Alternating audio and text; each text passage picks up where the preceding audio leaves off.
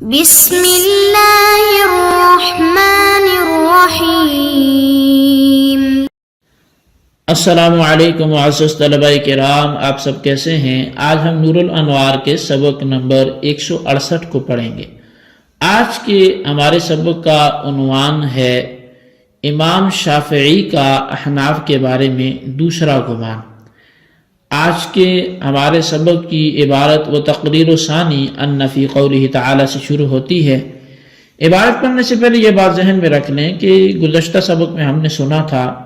کہ امام شافعی نے دو عام بحثوں میں احناف سے اختلاف کیا ہے، اور یہ سمجھتے ہوئے کیا ہے کہ شاید احناف نے امام اعظم نے یہاں آیتوں کے عموم سے خصوص مراد لیا ہے، تو انہوں نے بھی یہ سمجھ کر خصوص مراد لے لیا، حالانکہ احناف نے وہاں ایسا نہیں کیا تھا۔ ان میں سے ایک کی بحث گزشتہ سبق میں ہو چکی، وَلَا تَأْكُلُوا مِمَّا لَمْ يُذْكَرِ اسْمُ اللَّهِ عَلَيْهِ کے حوالے سے۔ آج کے ہمارے سبق میں دوسرا عام جس کو لے کر یہ اختلاف ہوتا ہے اس کے حوالے سے بحث ہوگی، اور آئیے سب سے پہلے عبارت پڑھ کر اس کا ترجمہ کرتے ہیں، اس کے بعد باقاعدہ وضاحت کی طرف بھی پھر بڑھتے ہیں۔ مصنف علیہ رحمہ لکھتے ہیں وتقریر الثانی ان فی قوله تعالی ومن دخله كان آمنا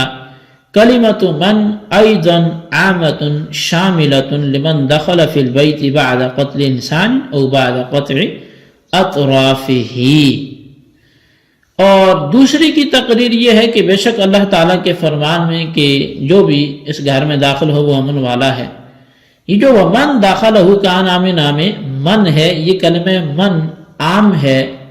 اور یہ شامل ہے اس کو جو بیت اللہ میں داخل ہو کسی انسان کو قتل کرنے کے بعد، یا اس کے اعضاء کو کاٹنے کے بعد، او دخل فی البیت ثم قتل فیہ احدا، یا وہ گھر میں پہلے داخل ہوا پھر وہاں کسی کو قتل کیا، فینبغی ان یکون کل من ہؤلاء آمنا، تو ہونا تو یہ چاہیے کہ ان میں سے ہر ایک ہی آمن ہو، یعنی امان پانے والا ہو۔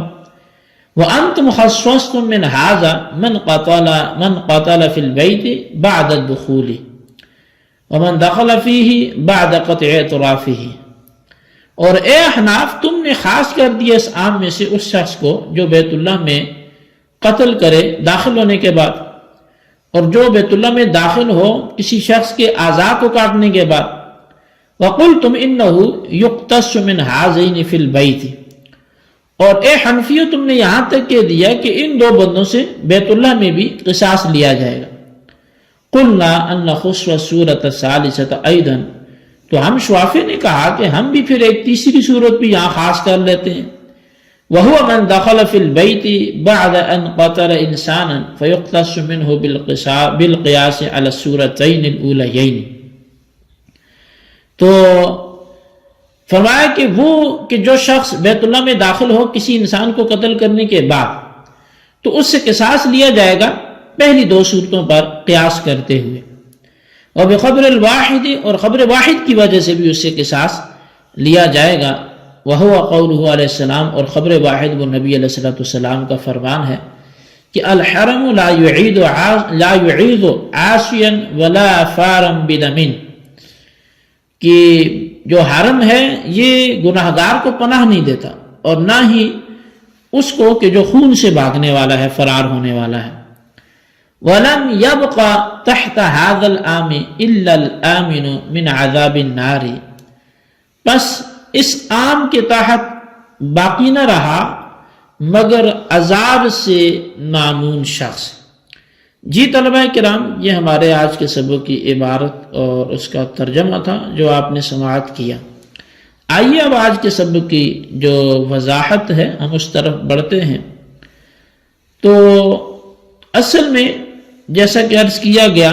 کہ دو ایسے عام ہیں کہ جن کے اندر خصوص کا گمان احناف کے حوالے سے امام شافعی نے کیا ہے۔ ایک کی بحث سابقہ سبق میں ہوئی، تو دوسری کی بحث کے حوالے سے فرماتے ہیں وہ تقریر ثانی سے کہ دوسری کی تقریر یہ ہے، یعنی دوسرے عام کی تقریر یہ ہے کہ اللہ تبارک و تعالیٰ کے فرمان وَمَنْ دَخَلَهُ كَانَ آمِنًا، کہ جو شخص بیت اللہ میں داخل ہو وہ مامون ہو گیا، امن والا ہو گیا۔ اس فرمان میں جو کلمہ من ہے یہ عام ہے،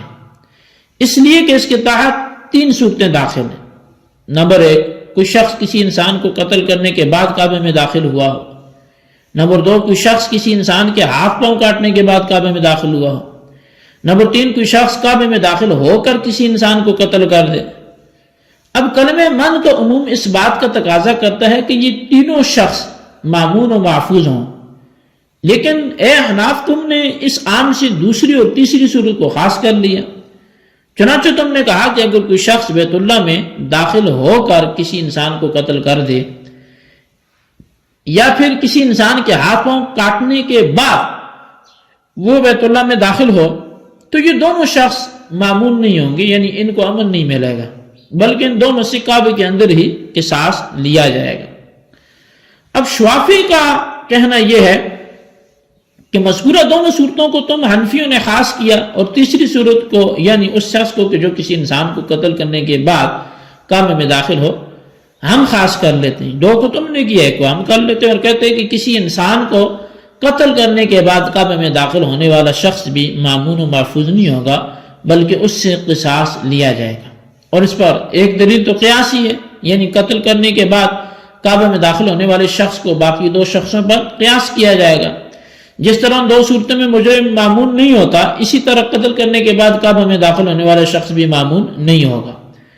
اور دوسری دلیل خبر واحد ہے، یعنی رسول ہاشمی صلی اللہ علیہ وسلم کا قول کہ الحرم لا يعيذ عاصيا ولا فارا بدم، کہ حرم مکہ کسی نافرمان اور خون کرنے کے بعد کعبے میں بھاگ کر آنے والے کو پناہ نہیں دیتا۔ پس جب خون اور قتل کر کے حرم میں آنے والے کو حرم مکہ پناہ نہیں دیتا تو حرم یعنی کعبہ میں اس سے ضرور قصاص لیا جائے گا۔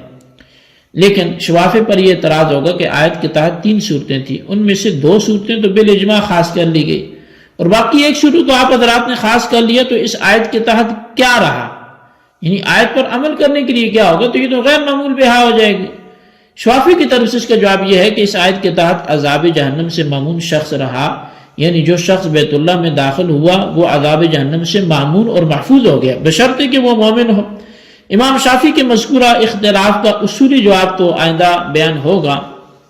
لیکن کسی انسان کو قتل کرنے کے بعد کعبے میں داخل ہونے والے شخص کو آیت کی عموم سے خاص کرنے پر جو دلیلیں دونوں نے ذکر کی ہیں ان سے قیاس کا جواب یہ ہے کہ کعبے میں داخل ہو کر کسی کو قتل کرنے والے شخص پر قتل کرنے کے بعد کعبے میں داخل ہونے والے کو قیاس کرنا قیاس مع الفارق ہے، اس لیے کہ جو شخص کعبے میں داخل ہو کر کسی انسان کو قتل کرتا ہے وہ کعبہ کی حرمت اور عظمت کو پامال کر رہا ہے، اور جو شخص کعبہ کی حرمت کو پامال کرتا ہو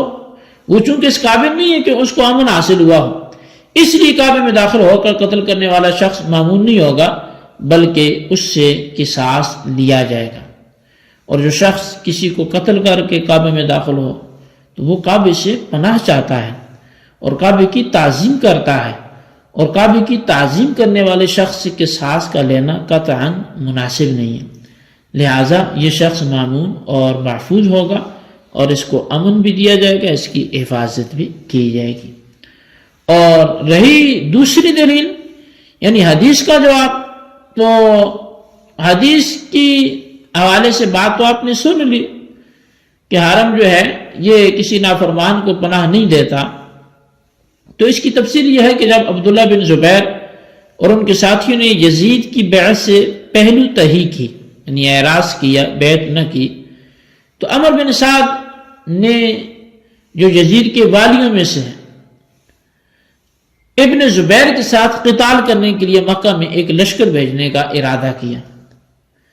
تو ابن شریح نے کہا کہ رسول اللہ صلی اللہ علیہ وسلم نے فرمایا ہے کہ مکہ حرم ہے، نہ اس میں شکار کرنے کی اجازت ہے، نہ اس کا درخت کاٹنے کی اجازت ہے،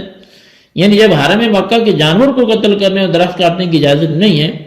تو مسلمانوں سے قتال کرنے کی اجازت کس طرح ہوگی؟ اس پر عمر بن سعد نے کہا کہ ان الحرم لا يعيذ عاصيا ولا فارا بدم، یعنی حرم کسی نافرمان اور خون سے بھاگنے والے کو پناہ نہیں دیتا، یعنی ابن زبیر وغیرہ نے چونکہ یزید کے ہاتھ پر بیعت نہیں کی اس لیے یہ لوگ نافرمان ہیں، ان کو حرم پناہ نہیں دے گا، یعنی ان سے قتال جائز ہے۔ بہرحال اب یہ اس کی دلیل تھی اپنے دور پر، اور ابن زبیر رضی اللہ تعالیٰ عنہ کو یوں اس نے سنایا، لیکن یہ نبی علیہ الصلوۃ والسلام سے روایت کیا۔ اب یہ ان الحرم لا يعيذ عاصيا ولا فارا بدم، عمر بن سعد کا قول ہے، اور عمر بن سعد مکہ میں لشکر کشی کرنے کی وجہ سے ظالم ہے، اور ظالم کا قول معتبر نہیں ہوتا، لہذا ان الحرم لا يعيذ قول معتبر نہیں ہوگا۔ اور بعض روایات سے یہ بھی ثابت ہے کہ ابن شریح نے ان الحرم لا يعيذ عاصيا ولا فارا بدم کے حدیث رسول ہونے کا انکار کیا ہے۔ بہرحال ان الحرم لا يعيذ عاصيا ولا فارا بدم جب حدیث رسول نہیں ہے بلکہ ایک ظالم کا قول ہے، تو امام شافعی کا تخصیص کے سلسلے میں اس سے استدلال کرنا کس طرح درست ہو سکتا ہے۔ جی طلبہ کرام، یہ ہمارے آج کے سبق کی عبارت، ترجمہ اور اس کی وضاحت تھی۔ آپ نے اس کو سنا، سمجھیں اس کو اچھی طرح، اور اس کے خلاصے کو اپنے رجسٹر پر نوٹ کریں، بالخصوص ان سوالات کے جوابات بھی دیں۔ سوال نمبر 1 یہ ہے کہ امن کی آیت جو ہے ومن دخلہ کان آمنا، اس کے تحت کتنی صورتیں ہیں، ان سب کو تحریر کریں۔ اور سوال نمبر 2 یہ ہے کہ ان الحرم لا يعيذ عاصيا ولا فارا بدم، یہ کس کا قول ہے، اس کو تحریر کریں حوالہ جات کے ساتھ۔ اللہ تبارک و تعالیٰ سے دعا ہے جو کچھ ہم نے پڑھا سنا اسے یاد رکھنے کی توفیق نصیب فرمائے، آمین بجاہ النبی الامین صلی اللہ علیہ وسلم۔